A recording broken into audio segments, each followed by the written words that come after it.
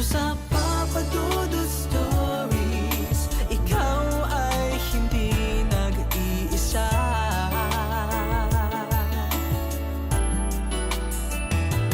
Dito sa Papa Dudut Stories, may nagmamahal sa'yo.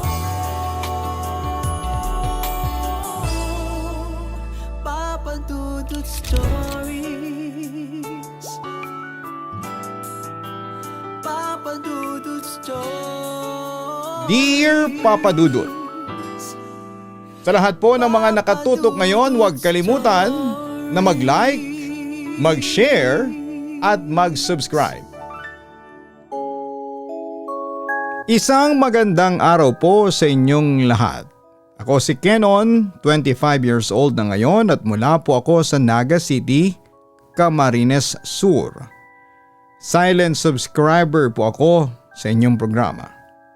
Hindi man ako madalas mag-comment pero nagbabasa ako ng mga comments ng ibang mga listeners.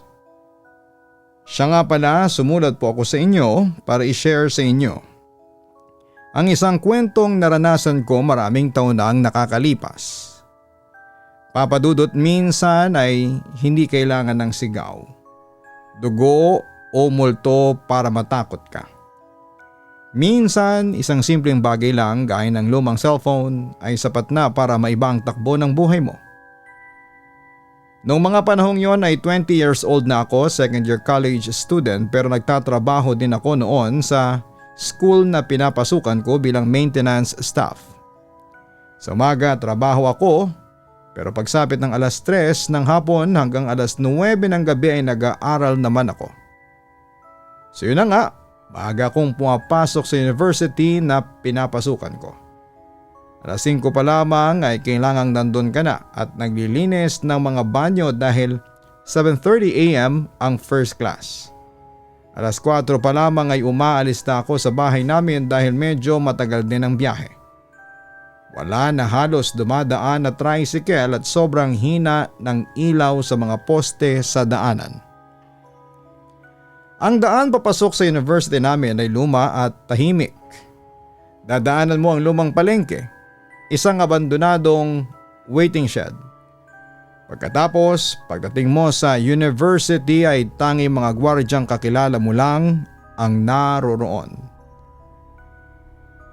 Napapalitan ang kani-kanilang nakakatakot na karanasan sa university campus namin. Oo, Papa Dudut, marami ang nagsasabi na haunted at maraming multo daw ang nagmumulto doon. Pero ayon sa mga naririnig ko, ang pinaka-notorious na multo daw ay yung lalaking estudyante na nagbigti raw doon sa male restroom sa 3rd floor ng College of Commerce building. Pero ang multo ay naglilibot daw sa buong campus at madalas daw itong magpakita sa mga gwardya at maintenance staff tuwing dilim. Pero hindi ako naniniwala sa mga kwentong katatakutan. Mas takot pa ako sa gutom kesa sa mga multo. Kahit na halos lahat ng mga kasamahan ko ay nakikita na raw ang nasabing multo. Nang makarating ako sa school ay agad akong binati ng 3 gwardya na naka-duty ng mga oras na yon. Sabi pa nga ng isa ay, Kenon, nandun si Miguel sa open grounds. Naglalakad, baka makasalubong mo, seryosong sabi nito. Medyo nakaramdam ako ng kilabot nang biglang lumamig ang paligid. Miguel kasi ang naging alias nila doon sa lalaking multo na nagbigti. Habang naglalakad sa open grounds ay biglang umambon. Napilitan akong sumilong sa shed sa tapat ng College of Commerce building. Pagdating ko doon ay may napansin akong bagay sa simento.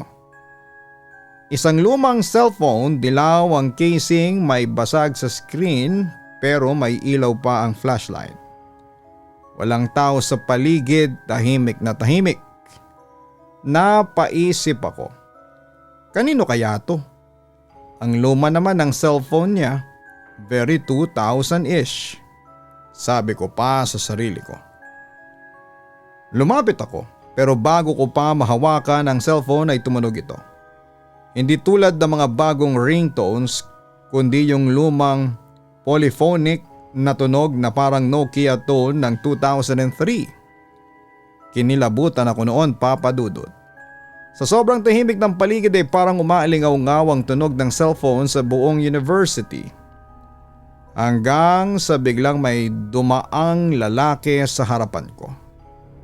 Hindi ko alam kung paano siya lumitaw kaagad pero sigurado akong walang ibang tao doon.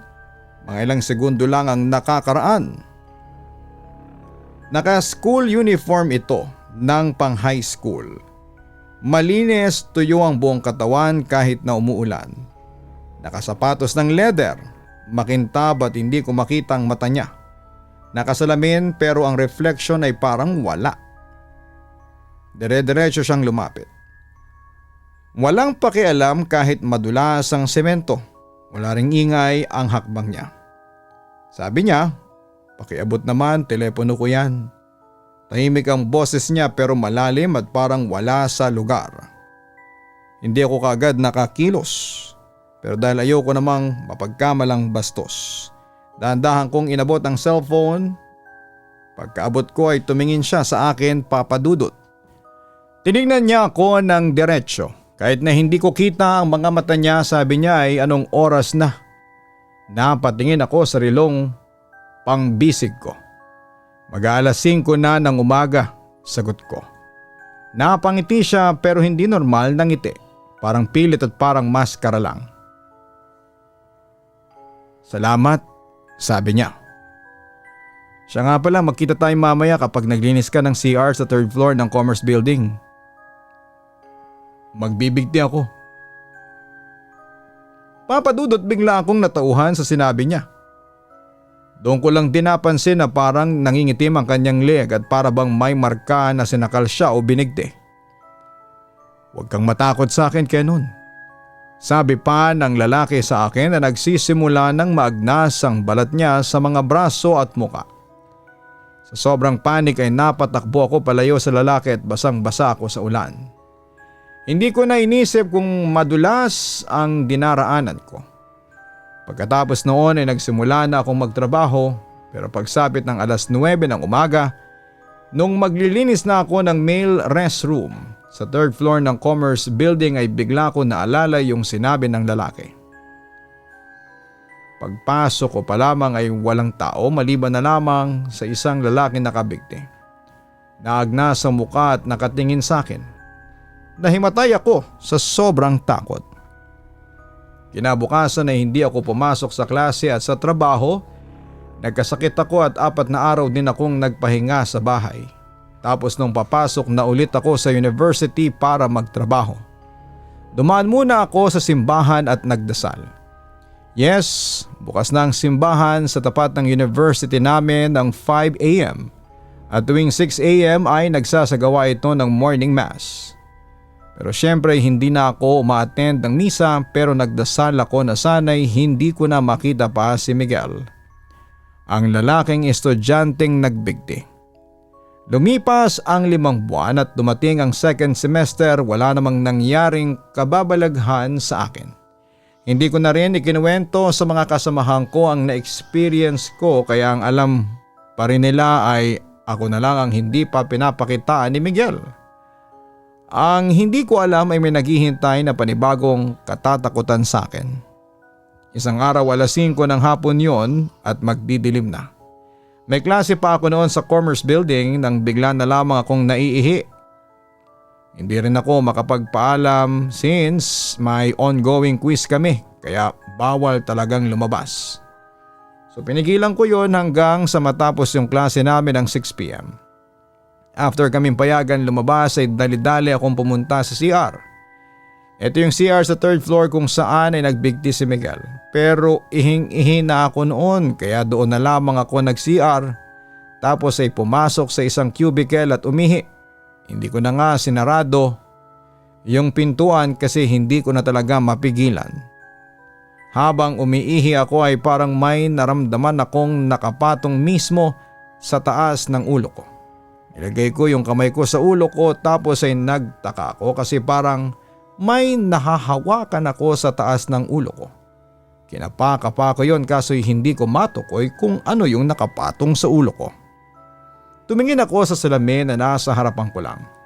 Since hindi nga nakasarado yung pintuan ng cubicle kung nasaan ako ay medyo kita ko pa yung reflection ko. Kaunti pero hindi gaanong kalinaw dahil madilim nga. Pero may napansin akong imahe na nasa taas lamang ng ulo ko. Binuksan ko yung flashlight ng cellphone ko at tinusok-tusok sa taas ng ulo ko tapos ay tiningnan ko yung reflection ko sa salamin. Nadigas ako nang makita ko ulit ang lalaking estudyante na nakabigti tapos yung dalawa niyang paa ay nakapatong sa ulo ko. Napatingin ako sa mukha niya. Kulay itim ang mata niya habang yung bunganga niya ay nakanganga ng malaki. At yung buhok niya ay konti lang, kumbaga ay hibla-hibla lang siya. Nagsimula nang manginig yung kamay ko nang makita kong sinubukan niyang abutin ako. At yung leg niya ay unti-unting humahaba o bumabanat habang nakatali ang lubi dito. Tumili ako ng pagkalakas-lakas tapos ay nagulat din ako nang sumigaw din ito habang patuloy na sinusubukan akong abutin gamit ang kamay niya. Tumayo na ako tapos ay tumakbo papalabas ng CR nang hindi tinataas yung brief at pantalon ko. Sinalubong ako ng maraming estudyante at pinagtatanong ako. Sinabi ko yung nakita ko nga yung teacher na isa ay pumunta doon sa CR tapos ay nakisama din yung iba pang mga estudyante. Habang busy sila ay pasimple kong itinaas ang pantalon ko. Yang hiya talaga ako noon, Papa Dudut, tapos kahit nakalalaki kong tao ay hindi ko na napigilang umiyak sa takot. Tapos noon ay muli na naman akong nilagnat at 3 araw kong hindi nakapasok sa trabaho at sa school. Pero alam mo, Papa Dudut, simula noon ay parang sinundan na ako ni Miguel. Hanggang sa bahay dahil parang ramdam ko pa rin yung paa niya na nakapatong sa ulo ko. Isang gabi habang nakikipag-chat ako sa mga kaklase ko ay hindi inaasahang nawalan ako ng internet. Tulog na noon ang mga magulang at kapatid ko kaya ako na lang ang nag-inspect ng wifi. Walang signal dahil sa importante ang chat na yon dahil tinatalakay namin. Ang upcoming report namin ay nagpa siya akong lumabas ng bahay. Pumunta sa sari-sari store para magpa-load. Pagkatapos kong magpa-load ay agad akong nakipag-chat muli sa mga kaklase ko. Habang naglalakad ako pa uwi sa bahay ay nagulat ako sa sinabi ng isang kaklase ko sa akin. "Kenon, may lalaking sumusunod sa iyo." Aniya. Sa kaba ko naman ay agad akong lumingon sa likuran ko pero wala naman akong nakitang ibang tao bukod sa akin. "Wala naman, Abi, nananakot ka pa dyan," sabi ko sa kaklase ko. Seryoso, may nakita talaga ako. Insist ng kaklase ko sa akin. Mamayang kaunti, Papa Dudut, ay parang may naramdaman akong 2 kamay na humawak sa magkabilang balikat ko. Siyempre kinakabahan ako noon kaya naman nagtatakbo na ako pa uwi sa bahay namin. Agad kong sinarado ang pinto ko at nagmamadali akong pumunta sa kwarto ko. Habang nagdidiscuss pa kami ng mga kaklase ko tungkol sa report namin, isang kaklase kong lalaki ang biglang nagsalita. "Kenon, may nakita akong 2 paang nakabitin sa likuran mo." "Ano yun? May nagbigti yata," sabi nito. Agad naman ako nagpanik. "Yael, wag ka namang manakot ng ganyan. Kilala ko kasi ang kaklase kong yon. Mahilig yung mang-prank ng kaklase kaya hindi ko magawang maniwala sa kanya." Not until sumigaw na yung isa kong kaklaseng babae, si Ronalyn. "Kenon, may nakabigti nga kaso bumagsak at tumayo siya. Nakatayo siya sa likod mo." Sa puntong yon, Papa Dudut, ay nagpanik na talaga ako. At napalabas ako ng kwarto ko. Buwaba ako papunta sa sala at doon namin pinagpatuloy ang pag-uusap. Pero disoriented na ang mga kaklase ko dahil sa mga nakita nila kaya tinigil na namin ang chat. Nang matapos na ang chat namin ay may napansin ako sa peripheral vision ko na may dumaan na lalaking nakaputi pero hindi ko ito pinapansin pero ramdam kong nagpaparamdam siya sa akin. Ilang minuto ang nakalipas. May naririnig na akong naliligo sa CR, as in dinig na dinig ko ang buhos ng tubig. Yung lagapak ng tubig sa sahig. So nagtaka na ako at ang sabi ko ay nasa kwarto na ang mga kapatid at magulang ko, pero bakit may naliligo? Dahil na rin sa curious ako. Hindi ko alam kung ano ang pumasok sa isipan ko at sinubukan kong silipin ang CR gamit ang flashlight ng cellphone ko. At first, wala akong makita pero naririnig ko pa rin na may naliligo. Sa sobrang curious ko ay binuksan ko ang CR pero takang-taka ako. Halos tumayo lahat ng balahibo ko sa batok. Noong pagbukas ko ng CR ay walang tubig na tumutulo at walang tubig ang balde. At wala kang makikitang kahit na anong bakas na may naligo. Wala lahat. Kahit basang sahig ay wala. Mamayang kaunti ay may kumalabit sa likod ko. Kenon si Miguel to. Bulong ng boses ng lalaki sa tenga ko. Agad naman ako natakot at napaharap sa taong yon, pero hindi buhay na tao ang nakita ko kundi si Miguel na nakasuot ng uniforme at may tali pa siya sa leeg noon. Tapos ay naaagnas na rin ang kanyang balat. Nagsisisigaw ako noon sa sobrang takot. Shh, Kenon, huwag kang ang sumigaw. Para kang hindi lalaki. Hindi ko nakikita si Miguel na nagsasalita pero yung boses niya ay nag-e-echo sa utak ko. Ano bang kailangan mo sa akin? Hysterical kong tanong sa kanya. Tulungan mo ako. Hindi ako nagpakamatay, Kenon. Pinatay ako. Muling wika ng lalaking multo na nasa harapan ko. Sinong pumatay sa iyo? At anong magagawa ko? Wika ko naman. Kilala mo yung pumatay sa akin. Si Albert Ray. Yon ang huling sinabi ni Miguel sa akin at doon ay nawala na ako ng malay. Nagising na lamang ako umaga na at nasa loob na ako ng kwarto ko. Nagtataka ako noon kung bakit bigla akong napunta sa kwarto samantalang nasa CR ako noon at kausap ko si Miguel. Nang bigla akong maalala ulit ang huling sinabi ng multo sa akin. Si Albert Ray, yun daw ang taong pumatay sa kanya. Kinilabutan ako, Papa Dudut, kasi yung Albert Ray na tinutukoy niya ay ang kuya kong si Kuya Albert. Half-brother ko sa ama at 6 na taon ang tanda nito sa akin. At doon din nag-aaral si kuya ng 2nd and 3rd year high school bago ito nag-decide na mag-transfer sa ibang paaralan. Hindi ko alam kung ano ang dahilan ni kuya bakit siya umalis ng school namin, pero ang natatandaan ko ay parang may kinakatakutan siya doon. Kaya nung araw na yon, Papa Dudut, ay pinuntahan ko si Kuya Albert sa bahay. Ang sumalubong sa akin ay si Tita Mila, ang unang asawa ni Papa. Pinatuloy naman niya ako since kailangan kong makausap ang kapatid ko na noon ay nagtatrabaho pa. Nang umuwi ang kapatid ko ay agad kaming nag-usap. Kuya, kilala mo ba si Miguel? Bungad ko sa kanya. Nakita kong namutla si Kuya Albert nang banggitin ko ang pangalan ni Miguel. Sinong Miguel? Yung nagmumulto sa eskwelahan ninyo? Kunwaring painosenteng tanong niya sa akin. Pinatay mo ba siya? Kasi kuya, nagparamdam at nagpakita siya sa akin. At ikaw ang sinasabi niyang pumatay daw sa kanya. Sabi ko sa kanya. No, hindi ko siya pinatay. Pagtutol ng kapatid ko. Pero ako ang dahilan kung bakit siya nagpakamatay. Tapos noon ay dahan-dahang umiyak na ang kapatid ko sa harapan ko. Anong ginawa mo sa kanya? Seryoso kong tanong. Tapos noon, Papa Dudut, ay nagkwento na si Kuya Albert. Magkakurso daw sila ni Miguel, naging close daw silang dalawa, at katunayan ay niregaluhan pa nga niya ito ng kulay dilaw na casing ng phone. Kung matatandaan ninyo, dilaw yung casing ng cellphone na nakita ko noong unang encounter ko kay Miguel. Ayon kay kuya ay parang kapatid na ang naging turingan nila ni Miguel noon. Pero nagbago ang lahat ng maging magkatunggali sila sa puso ng iisang babae.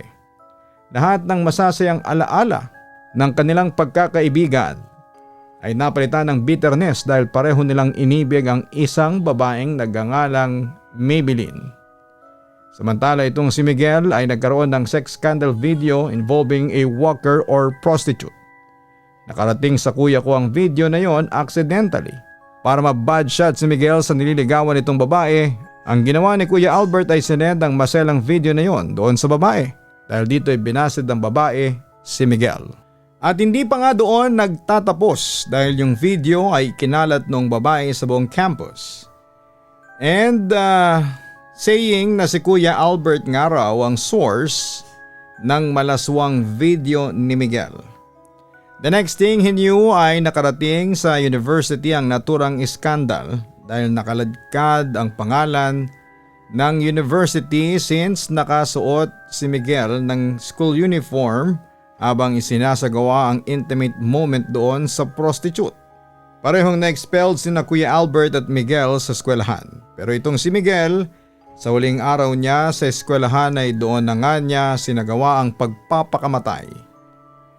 Kaya nun, sising-sisi ako sa mga ginawa ko kasi hindi rin naman kami ni Maybelline eh.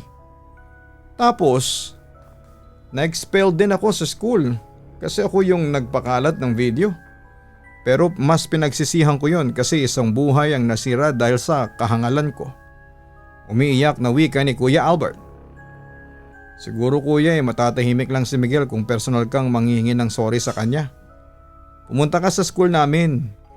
Sasamahan kita dun sa lugar na pinagbigtihan niya. Mag-alay tayo ng dasal, sabi ko. Pumayag naman ang kapatid ko. 2 araw ang lumipas at natuloy ang plano namin. Pumunta si Kuya Albert sa lugar at nag-alay kami ng dasal kay Miguel. But since maraming estudyante ang naroroon ay tinuloy namin ang pagdarasal sa simbahan. Doon ay parang kinausap ni Kuya Albert si Miguel. Humingi siya ng tawad sa ginawa niya sa dating kaibigan. Sa kabilang banda ay wala namang nangyaring kababalaghan pero naramdaman ko talaga na parang guminhawa ang pakiramdam ko. At simula nga noon papadudot kapag nagkwekwentuhan kami ng mga kapwa ko, maintenance staff workers at mga gwardya ay hindi na nagpapakita si Miguel Andrew de la Serna. Sabi ko na lang baka natahimik na ang kaluluwa niya kaya hindi na siya nagpaparamdam sa school namin.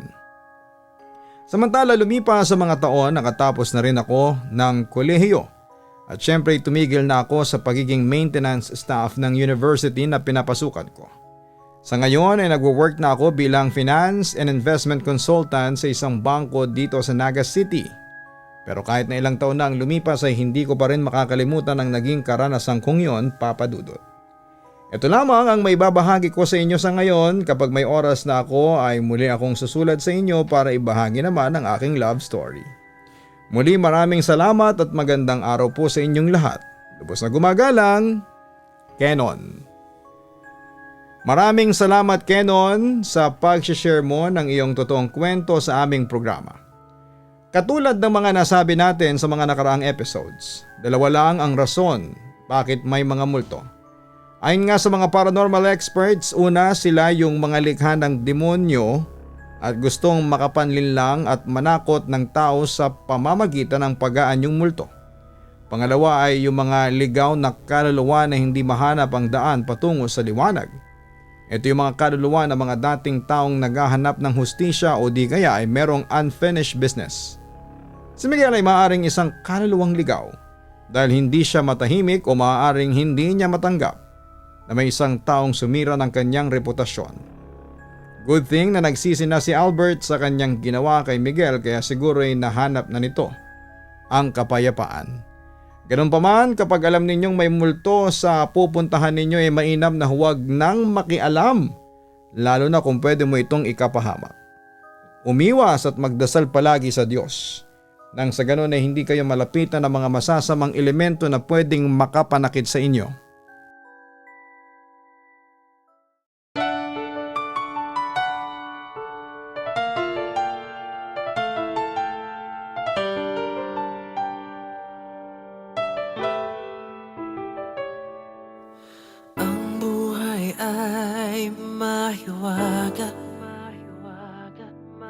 laging may lungkot at saya. Sa Papa Dudut Stories, laging may karamay ka.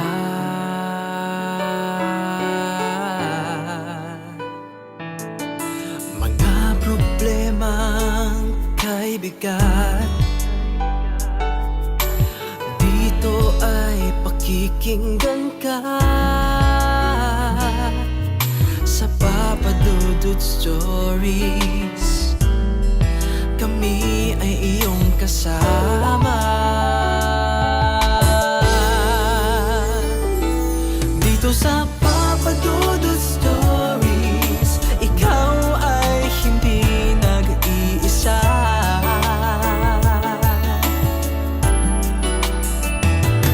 Dito sa Papa Dudut Stories, may nagmamahal sa'yo. Papa Dudut Stories, Papa Dudut Stories, Papa Dudut Stories.